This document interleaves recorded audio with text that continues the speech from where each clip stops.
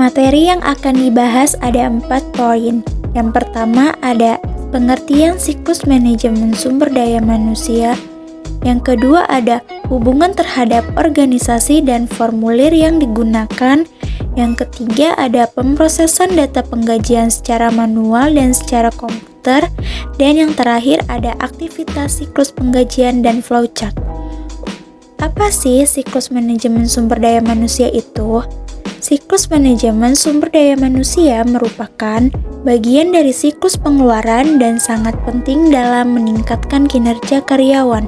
Siklus manajemen sumber daya manusia dijumpai di setiap entitas dan sumber daya manusia mengambil porsi yang besar dalam struktur pengeluaran entitas. Sasaran dari siklus ini ada 3. Yang pertama, meyakinkan bahwa status, tarif upah atau gaji, dan pengurangan-pengurangan upah atau gaji telah diotorisasi. Yang kedua, pembayaran gaji atau upah dilakukan sesuai dengan ketentuan yang disepakati. Yang ketiga, mencatat, mengklarifikasikan, mendistribusikan, dan melaporkan kos yang terkait dengan karyawan secara tepat dan akurat.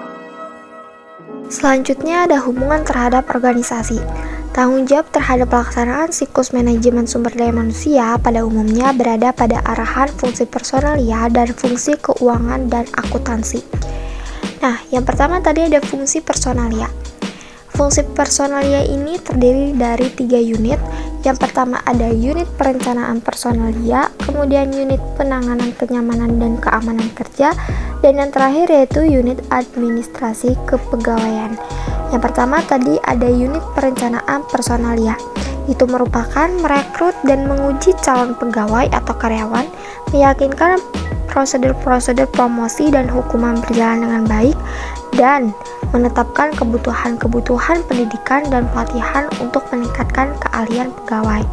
Kemudian yang kedua, unit penanganan kenyamanan dan keamanan kerja. Itu merupakan bertanggung jawab terhadap penanganan jaminan kesehatan dan hari tua, kenyamanan tempat kerja, dan hubungan industrial. Dan yang terakhir yaitu unit administrasi kepegawaian. Itu merupakan bertanggung jawab terhadap rencana kompensasi, program-program asuransi pegawai, mengadministrasikan seluruh dokumen kepegawaian.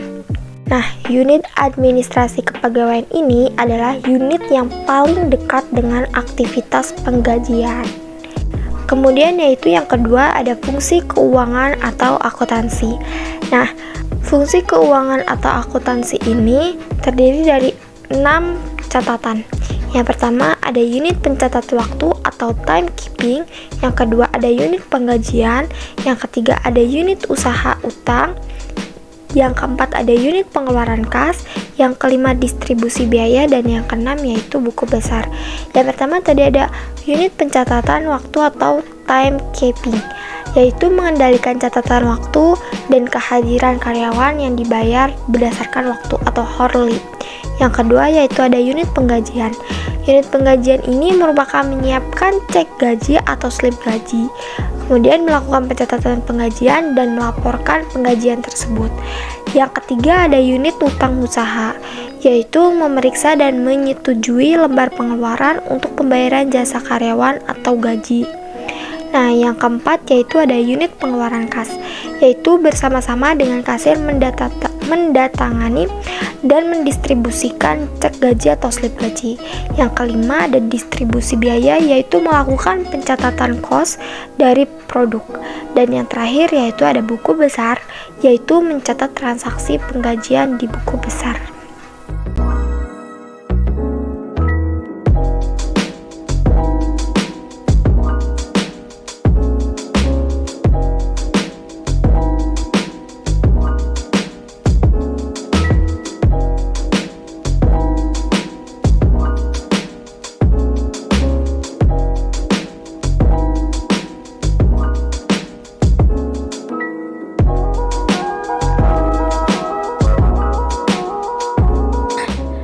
Materi selanjutnya adalah aktivitas dalam siklus penggajian.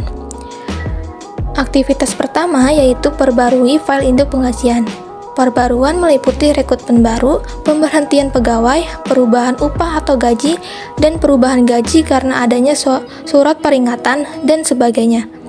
Penting untuk diingat kalau perubahan dalam penggajian ini harus dilakukan tepat waktu dan dipertimbangkan pada periode penggajian selanjutnya.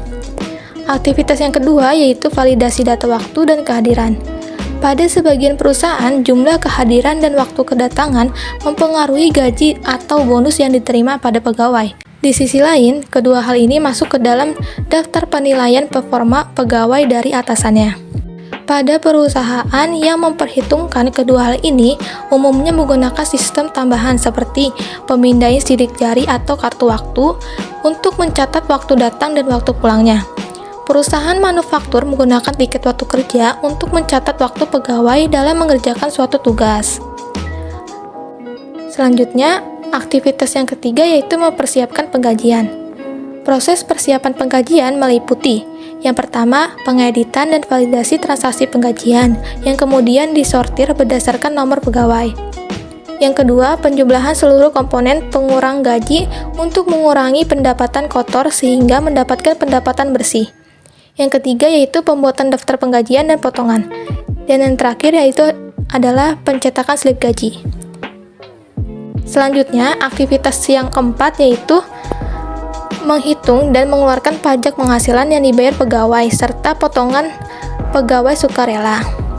Perusahaan sebagai pemberi upah harus membayar dan melaporkan pajak penghasilan karyawannya setiap bulannya, serta mendaftarkan tenaga kerjanya pada program asuransi pemerintah, contohnya BPJS Kesehatan dan BPJS Ketenagakerjaan, sebagai bagian dari manfaat bekerja di perusahaan tersebut. Materi selanjutnya yaitu flowchart pada siklus penggajian, di mana flowchart siklus penggajian terbagi menjadi 4 bagian. Bagian pertama yaitu karyawan, bagian kedua adalah PSDM, bagian ketiga adalah keuangan, dan bagian keempat ada manajer. Dimulai dari bagian karyawan. Karyawan menyiapkan data karyawan, kemudian data karyawan menjadi 2 rangkap. Kemudian data karyawan kemudian melakukan presensi, dan hasil presensinya nanti akan dikirimkan ke bagian PSDM. Di bagian PSDM, data karyawan dan hasil presensi diterima. Kemudian direkap presensinya, dan rekapan presensinya akan dikirim ke bagian keuangan. Di bagian keuangan, rekap presensi diterima, kemudian dibuat slip gaji, dan slip gajinya nantinya akan berubah menjadi 3 rangkap, di mana lembar pertama sebagai dasar bagian keuangan membuat laporan penggajian, dan bagian kedua untuk arsip, dan yang terakhir bagian ketiga untuk dikirimkan ke bagian manajer. Di bagian manajer, slip gaji diterima, kemudian divalidasi slip gajinya oleh manajer. Nanti slip gaji yang telah divalidasi menjadi 2 rangkap, di mana lembar pertama untuk arsip dan lembar kedua nantinya akan dikirimkan ke bagian PSDM yang nantinya akan dikirim ke bagian karyawan dan dibagikan kepada karyawan.